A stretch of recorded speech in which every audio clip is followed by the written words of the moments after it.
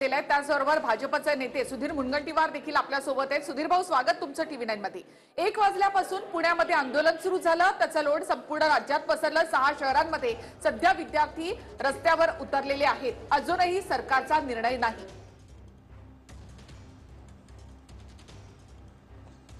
खरतर दुटप्पी भूमिका घेणार, अतिशय संभ्रम अवस्थेत असणार या जगातलं हे एकमात्र सरकार आहे। मी दुटप्पी भूमिका यासाठी म्हणतो, विधानसभेत अनेकदा मी या संदर्भामध्ये तरुणांचा आवाज उचलण्याचा प्रयत्न केला, लेखी पत्र दिली। विद्यार्थ्यांच्या मनासमोर, तरुणांच्या मनासमोर एक प्रश्नचिन्ह आहे की आम्ही मेहनत करतोय, कष्ट करतोय, अभ्यास करतोय, परिश्रम करतोय, रात्रंदिवस पुस्तकं वाचत एमपीएससी किंवा इतर स्पर्धा परीक्षेची तयारी करतोय, आणि दुसरीकडे सरकार मात्र वयोमर्यादा वाढवण्याच्या संदर्भामध्ये एक शब्द सुद्धा बोलत नाही। एमपीएससीची परीक्षा आहे तर कोरोनाची भीती दाखवते, आणि 8 दिवसापूर्वी आरोग्य विभागात ऑन मेरिट गुणवत्तेच्या आधारावर नोकर भरती करावी की करू नये तर परीक्षा घेतली, आणि परीक्षा घेऊन एका बेंचवर 2 विद्यार्थी बसवलेत। खरं तर माननीय मुख्यमंत्री काय म्हणायचे की आपल्याला कोरोना सोबत आता जगणं शिकलं पाहिजे।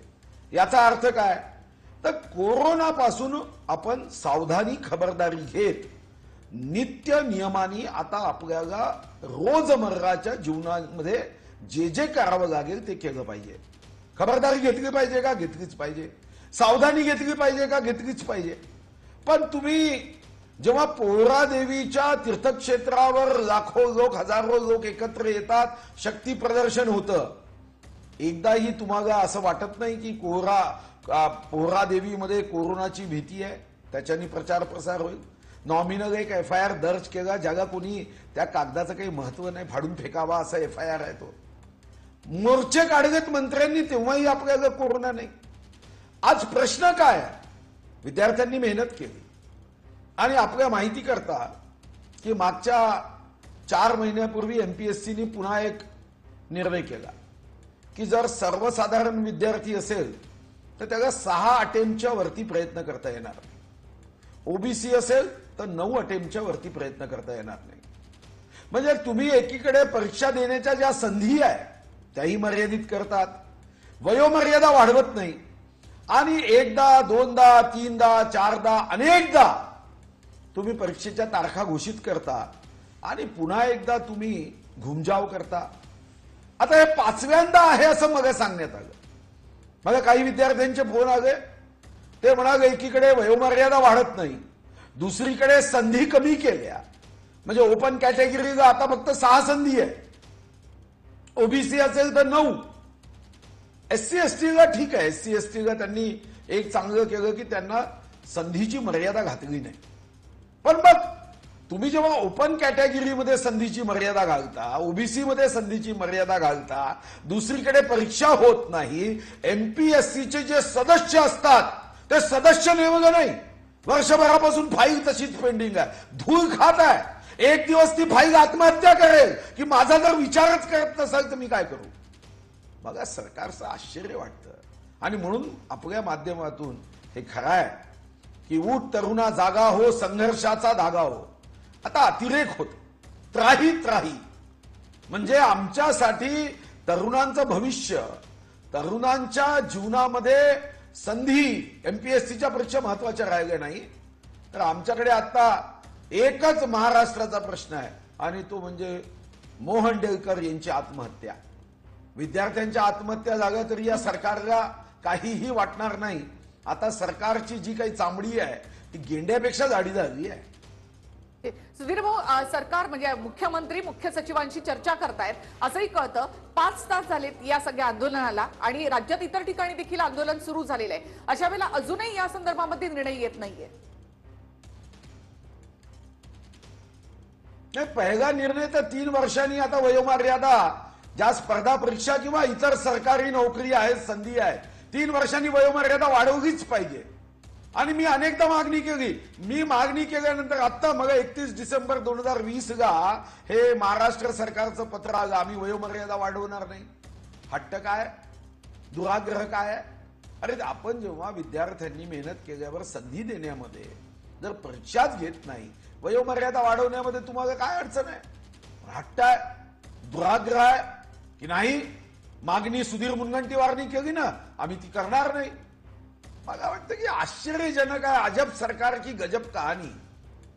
असं गजब कार्य आता राज्यात चालू आहे.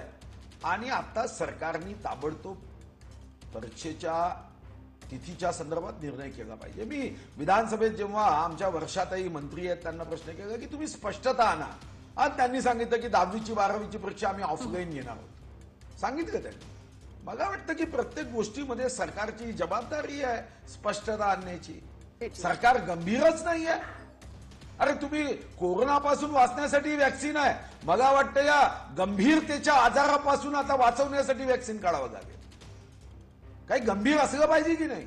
तरुणांचे प्रश्न आहे, त्या तरुणांच्या प्रश्नावर जर सरकार गंभीर नसेल तर मला वाटतं की आता राज्य सरकारच्या विरुद्ध या महाराष्ट्राच्या तरुणांना रस्त्यावर येण्याची गरज निर्माण झाली आहे. ही कोरोनाची भीती दाखवून दाखवून मला वाटतं की जनतेचे प्रश्न तसेच भिजत ठेवण्याचं हे जे काही प्रयत्न सुरू आहे त्याविरुद्ध सर्वांना एक येण्याची आवश्यकता आहे. आता एमपीएससी मध्ये अटेम्प्ट वाढवून दिले पाहिजे, वयोमर्यादा वाढवून दिली पाहिजे आणि ताबडतोब परीक्षेच्या तिथीच्या संदर्भात निर्णय केला पाहिजे. आणि तुम्ही दुटप्पी भूमिका घेऊ नका. आरोग्य विभागात तुम्ही एक न्याय गावता, एमपीएससीला दुसरा न्याय गावता.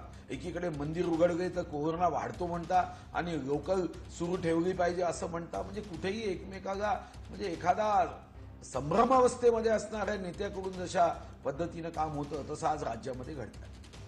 सुधीर भाऊ, तुम्ही म्हणता की सुधीर मुनगंटीवारांनी काही मागणी केली म्हणून ते सरकार पाहणार नाही किंवा त्यावर निर्णय घेणार नाही. मात्र इथे काँग्रेस, राष्ट्रवादी हे जे नेते आहेत, अगदी शिवसेनेमधले नेते सुद्धा आहेत की जे म्हणतात की परीक्षा व्हायला हव्यात, तरी सुद्धा सरकारचा हा निर्णय अजून येत नाही. नाही, मला आश्चर्य वाटतं की खरं तर देवानी कान आपल्या मेंदूपाशी दिले की कानातून जे काही सत्य आहे, योग्य आहे, न्यायपूर्ण आहे ते त्वरित कानातून मेंदूपर्यंत पोहोचावं आणि मेंदूतून ओठातून निर्णय निघावे. कान काही पायाला लावले नाही आहे. पण मला आश्चर्यच वाटतं की मी 29 मार्च 2020 ला पहिलं पत्र दिलं होतं. 1 वर्ष आता होणार आहे आणि कोरोनाचा पहिला रुग्ण हा 9 मार्च 2020 ला पुण्यात आपल्याला सापडला.